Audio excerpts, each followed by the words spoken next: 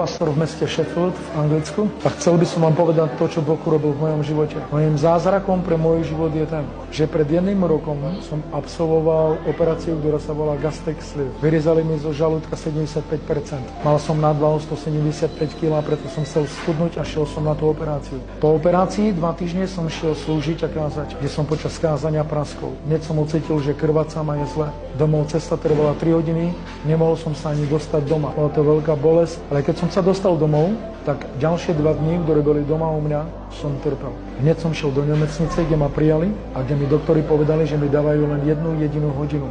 Chceli urobiť ďalšiu operáciu, kde by to bolo hroznejšie a pre mňa by to bolo úplne koniec. Ale celá cirkev sa začala modliť, začali hľadať Pána a niečo sa stalo. Doktor povedal hodinu a keď sa cirkev a bratia a sestry po celom svete začali modliť, do 30 minút som zažil zázrak. Ja som bol uzdravený hneď na tom mieste. Čo sa stalo? Bol som 14 dní v nemocnici, kde som nevedel ani o sebe. Zažíval som veľmi hrozné veci. Boh ma uzdravil, vyslobodil a urobil zázrak v mojom živote. A žijem, kážem Božie slovo po celom svete a môj Boh je so mnou. Nech vás Pán požehná.